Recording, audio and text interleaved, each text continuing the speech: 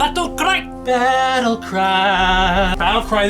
This is the original edition. It is actually out now in a newer, better edition with tons more scenarios and better parts and all that stuff. But even the old one is still pretty cool. Battlecry is made with the commands and color system, which I remember that from. Yeah, we've talked about that before because we did episodes on Memoir 44 and Battle Lore.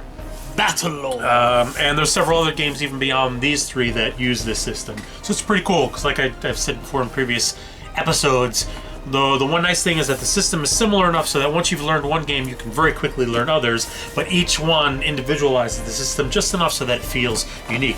It's a great game, pretty simple to learn. Oh, my box is completely in disarray, so boy, that's not so good. I'm just gonna say right now, it kind of looks like Catan.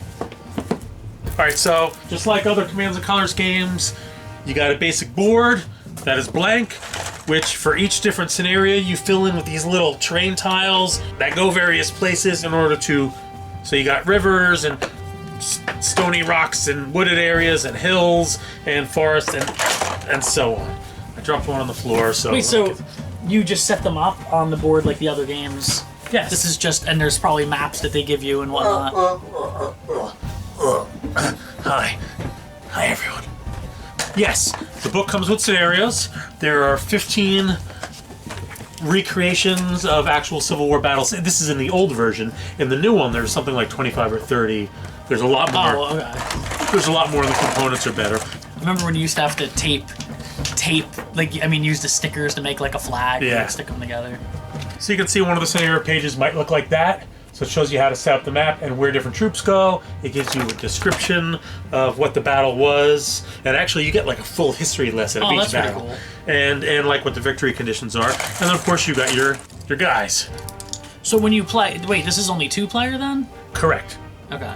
So you set everything up based on what the scenario says. The scenario will tell you how many cards you have. You have these specific cards. And the cards have... Dealt randomly? Yes, they're shuffled and dealt out, and you might have like 5 that are kept hidden. Okay. And the cards have things like, this type of attack, order 1 unit in each section, because the board is divided into 3 sections. Right, like the, okay, yeah. In the thirds. And so order all units, order 2 units on the right side. And each turn you play 1 card, and then you choose what units that are in that section of the board to move based on that unit's moving, and you fight until you win. You have the dice. When you fight, you roll the dice, and dice will tell you, whether or not you scored a hit, or you drove them back in retreat, or whatever. Each unit that's on the board is usually several pieces together. So let's say the infantry won't be just 1 guy, it'll be 4 guys together. And every time they take a hit, 1 guy gets taken away until it's wiped out. And you can only move according to the card you have. The card tells you what you're, where you can move and how many, but not how you can move.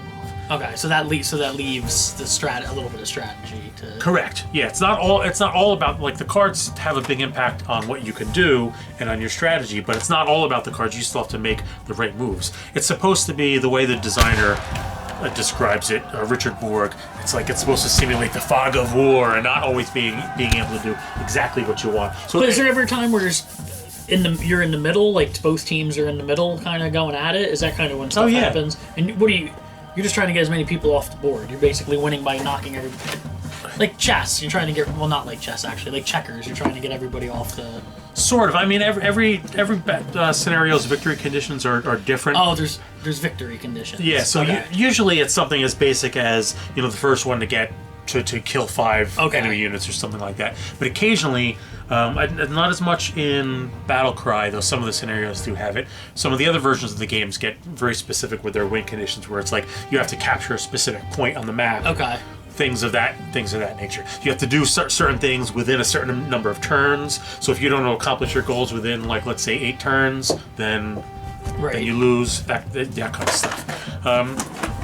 It's a good game. Like I said, this is what I'm showing here now is the older version. This is the one that came out some years back, but there's now a newer version that's, relatively brand new, available on Amazon.